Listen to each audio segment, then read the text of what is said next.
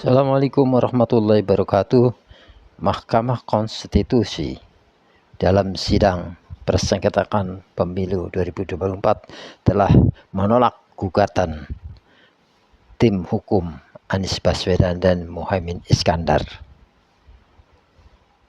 Setelah selesai sidang,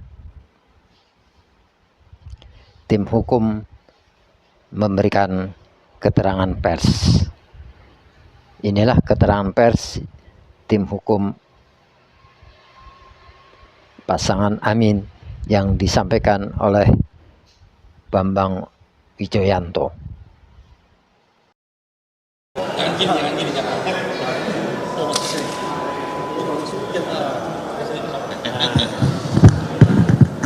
Teman-teman masih mau denger emang? Bukannya udah mabok tadi dengerin yang sebelumnya. Baik, saya akan memulai dengan hal-hal yang belum diungkapkan. Bagian pertama gini, saya bikin asumsi dulu.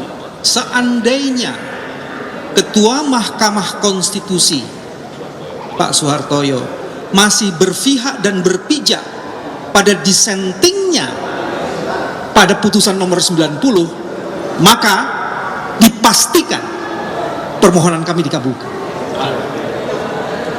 Karena posisinya kan jadi 4-4, ya kan? Salah satu dalil yang kami ajukan itu berkaitan dengan apa yang disebut dengan prosedur pendaftaran itu.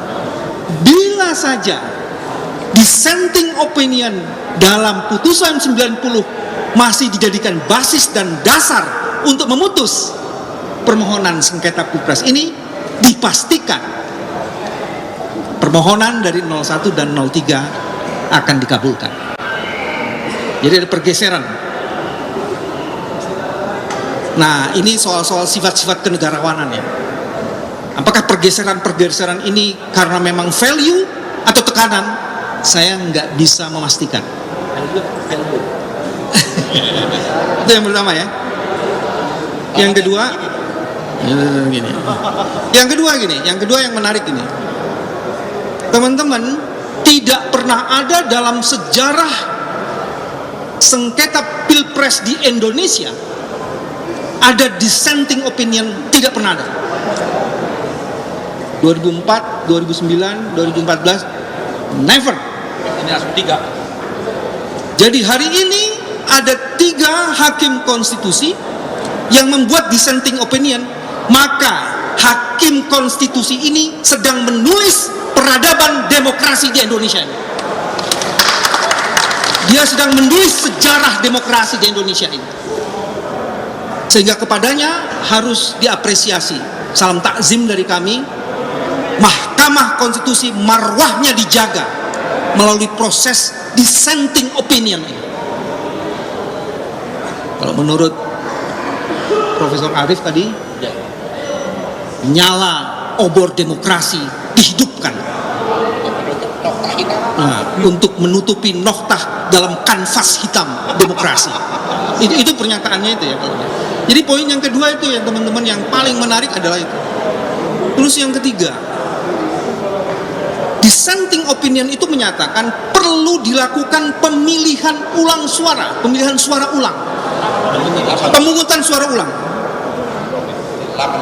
Bukan 6, ada 8. Saya sebut ya supaya nggak lupa ya. Sumatera Utara, Jakarta, Jawa Barat, Jawa Tengah, Jawa Timur, Bali, Kalimantan Barat, dan Sulawesi Selatan.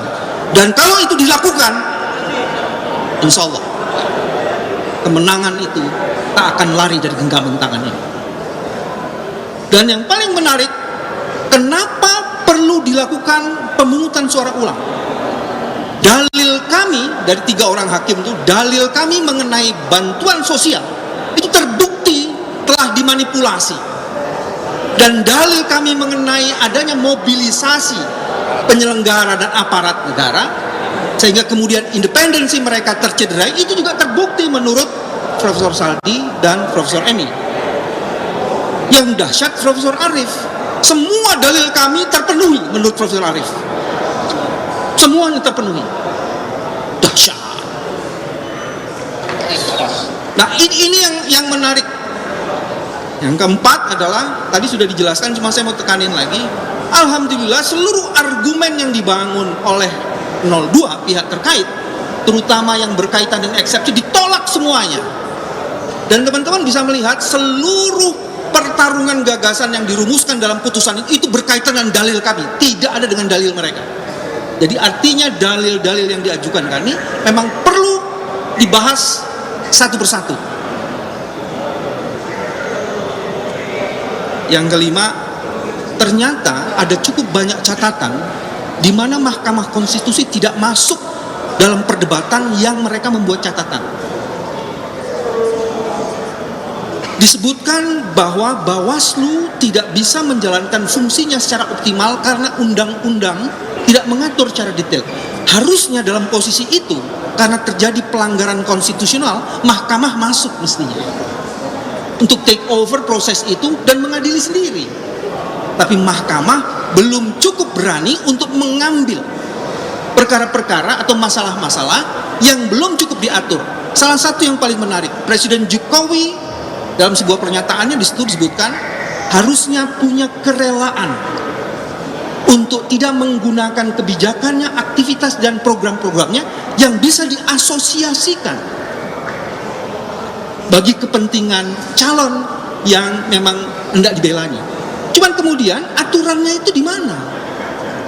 Seharusnya karena ini adalah forum konstitusional, ada pelanggaran value of the constitution, terutama pasal 22E ayat 1, maka Mahkamah harus masuk di situ. Nah, saya mau tutup, itu sebabnya palu emas yang harus diputuskan tidak terjadi seperti yang amicus curiae Mbak Megawati harapkan. Yang terjadi adalah palu godam. Ini menurut Mbak. Yang terjadi adalah palu godam, sehingga habis gelap terbitlah terang belum terjadi. Selamat datang kegelapan dan insya Allah umur panjang perjuangan. Terima kasih. Assalamualaikum warahmatullahi wabarakatuh.